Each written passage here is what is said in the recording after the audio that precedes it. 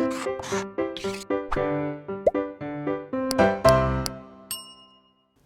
Students, welcome back to Blueprint Digital. आज की इस वीडियो में हम अध्याय 9 जैव अणु स्टार्ट करेंगे और उसका इंट्रोडक्शन पढ़ेंगे।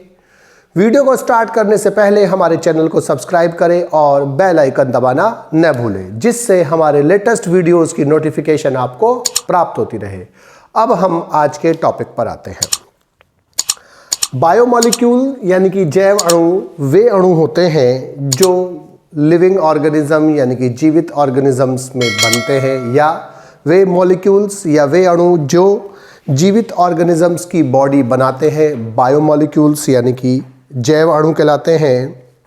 या वे अणु जो मेंटेनेंस और metabolic process of living organisms में इन्वॉल्व होते हैं, अर्थात जो जीवित ऑर्गेनिजम्स की जीवधारियों के उपापचय में और उनकी बॉडी के मेंटेनेंस में, उनकी बॉडी को बरकरार रखने में प्रयुक्त होते हैं, बायोमॉलिक्यूल्स कहलाते हैं।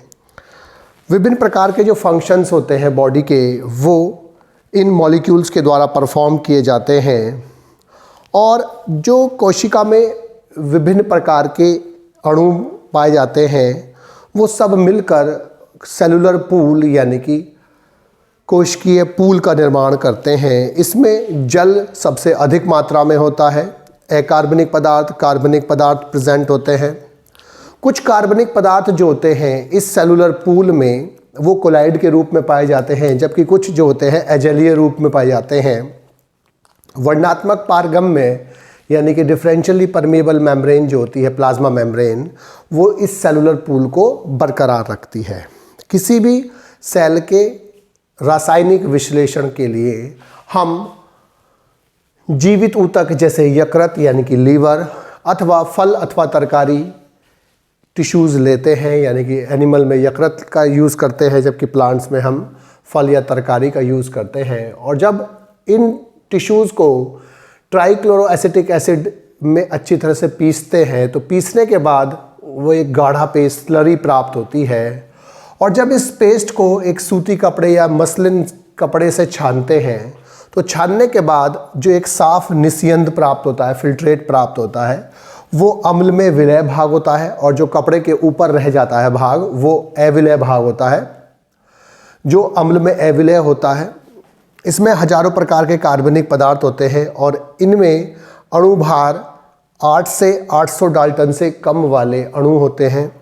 और इनको माइक्रोमॉलिक्यूल यानी कि सूक्ष्म अणु कहते हैं या लघु अणु कहते हैं। और जैसे अमीनो अम्ल, शर्करा, न्यूक्लियोटाइड्स। और जो ये अणु होते हैं ये साइटोसोल के या साइटोप्लाज्म के अवयव होते हैं, साइटोप्लाज्म का पार्ट होते हैं, अर्थात ये ऑर्गेनील्स यानी कि कोशिकांगों का भाग नहीं होते, केवल साइटोसोल का भाग होते हैं। जो कपड़ों के ऊपर भाग रह जाता है वो अविलय भाग होता है, वो अम्ल में अविलय भाग होता है। अणुओं का जो इसमें अणुभार होता है वो 10,000 डाल्टन से अधिक होता है। और इन्हें मैक्रोमॉलिक्यूल यानी कि दीर्घ अणु या गुण अणु कहते हैं, जैसे प्रोटीन है, पॉलीसैकेराइड, न्यूक्लिक अम्ल आदि। ये जो अणु है, जो मैक्रोमॉलिक्यूल्स हैं, ये साइटोप्लाज्म प्लस ऑर्गेनील यानी कि साइटोसोल और कोशिकांग दोनों के भाग हो सकते हैं। लिपिड इसमें आता है, इसमें प्राप्त होता है, लेकिन उसका जो अणुभार होता है वो 800 डाल्टन से अधिक नहीं होता है। इसका मतलब कि वो अणुभार के हिसाब से इसमें आना चाहिए, लेकिन वो वाटर में और एसिड में इनसॉल्युबल होता है। वाटर में सॉल्युबल नहीं होने के कारण वो यहाँ प्राप्त होता है, लेकिन वो अगर अणुभार के या मॉलिक्यूलर वेट के हिसाब से देखा जाए तो वो माइक्रोमॉलिक्यूल्स की श्रेणी में आता है, न कि मैक्रोमॉलिक्यूल्स की श्रेणी में। अब जो अगर हम किसी जीवित ऊतक जैसे यकृत का पार्ट या फल तरकारी का भाग लेते हैं, तो उसका जो वेट होता है, उसका जो भार होता है, वो उसको हम वेट वेट कहते हैं, यानी कि गीला वेट कहते हैं। लेकिन जब हम उसको पानी को वाष्पित कर देते हैं, तो उसको पानी के वाष्पित होने के बाद जो वेट बचता है उसे हम ड्राई वेट यानी कि शुष्क भार कहते हैं। और जब हम इस ऊतक को या इस पार्ट को जो होते हैं जला देते हैं, तो केवल वह जो बचती है वो ऐश बचती है, राख बचती है। और राख में विभिन्न प्रकार के इनऑर्गेनिक यानी कि अकार्बनिक एलिमेंट्स होते हैं, अकार्बनिक पदार्थ होते हैं। और इसमें जो अकार्बनिक पदार्थ होते हैं उसमें धात्विक और अधात्विक दोनों प्रकार के कंपाउंड्स होते हैं, दोनों उपस्थित होते हैं। जो जैव शरीर है, जैव शरीर को निर्माण करने वाली जितने भी कोशिकाएं हैं उनमें जो उपस्थित जैविक तत्व होते हैं यानी कि जो एलिमेंट्स होती हैं, हम उनको 3 श्रेणीज में डिवाइड करते हैं, 3 ग्रुप्स में डिवाइड करते हैं। नंबर 1 जो होता है प्रमुख तत्व,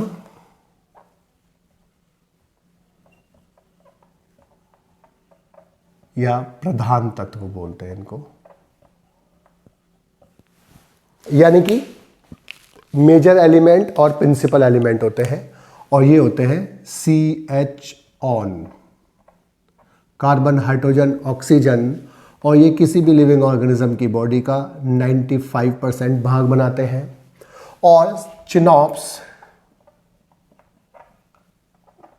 carbon, hydrogen, oxygen, nitrogen, phosphorus और सल्फर किसी भी बॉडी का 98% पार्ट बनाते हैं। जो ये CH-ON है, इसमें बॉडी का ये 95% भाग बनाते हैं।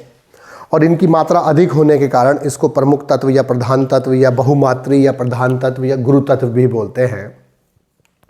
इन तत्वों के जो द्वारा निर्मित सहसंयोजी बंध होते हैं यानी कि कोवेलेंट बॉन्ड्स होते हैं, वो स्थायी होते हैं। इसके कारण ये जैव कोशिका में अनेक यौगिकों का निर्माण कर पाते हैं, यानी कि इनके द्वारा अनेक जैव यौगिक होते हैं, उनका निर्माण संभव हो पाता है। दूसरे होते हैं लघु तत्व,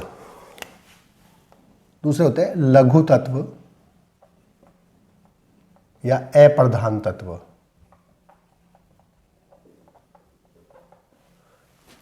यानी कि इनको हम माइक्रो एलिमेंट या माइनर एलिमेंट बोलते हैं। इनकी मात्रा जो होती है लगभग 4.25% के आसपास होती है, इसलिए ये कम मात्रा में होने के कारण इनको लघु तत्व या अप्रधान तत्व या माइनर या माइक्रो एलिमेंट्स बोलते हैं। और इसके अंतर्गत 9 तत्व आते हैं। इसमें 4 थे, इसमें 9 तत्व आते हैं। जो ये 9 तत्व हैं ये दोनों ही प्रकार के होते हैं, मेटल और नॉन मेटल दोनों प्रकार के हो सकते हैं, अर्थात धात्विक और अधात्विक दोनों प्रकार के हो सकते हैं। कोशिका के कुल भार का जो 5% से कुछ कम भाग होता है वो कैल्शियम, पोटेशियम, सोडियम, मैग्नीशियम और Fe यानी कि आयरन जैसे धात्विक यानी कि मेटल से बना होता है। जबकि 2% से भी कम भाग जो होता है वो अधात्विक यानी कि फास्फोरस, क्लोरीन, सल्फर और आयोडीन जैसे नॉन मेटल यानी कि अधात्विक तत्वों से बना होता है। तीसरे होते हैं सूक्ष्म मात्रिक तत्व, सूक्ष्म मात्रिक तत्व यानी कि इन्हें बोलते हैं ट्रेसर एलिमेंट।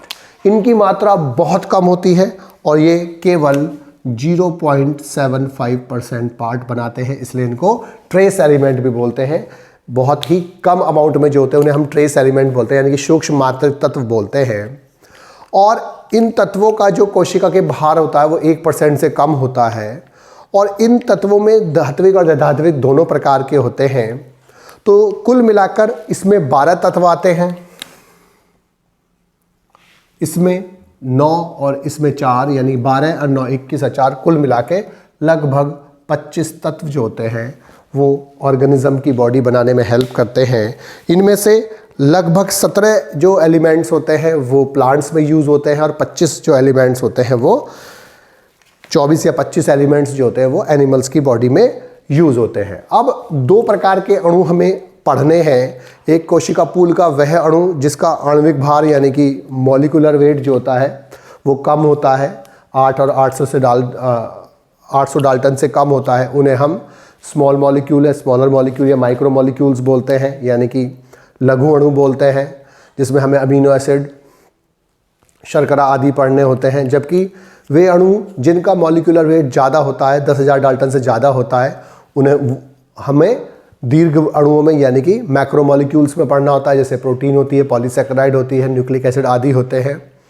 और जो लिपिड्स होते हैं, लिपिड्स होते तो मॉलिक्यूलर वेट के हिसाब से माइक्रोमोलिक्यूल्स हैं यानी कि सूक्ष्म अणु होते हैं, यानी कि लघु अणु होते हैं, लेकिन चूंकि वो वाटर में सॉल्युबल नहीं होते हैं इसलिए वो water insoluble acid insoluble pool में इकट्ठे होते मिलते हैं, प्राप्त होते हैं, लेकिन वो वास्तव में माइक्रोमोलिक्यूल होते हैं, लेकिन प्राप्त किसके साथ होते हैं, वो मैक्रोमोलिक्यूल्स के साथ प्राप्त होते हैं। इसके अलावा हमें जल और जो सॉल्ट्स हैं उनके बारे में पढ़ना होता है, और उसके बाद फिर हम जो कंपाउंड्स इसमें प्रेजेंट होते हैं उनके बारे में पढ़ेंगे। अब हमें दो चीज़ें और पता होनी चाहिए कि मेटाबोलाइट्स किसे बोलते हैं।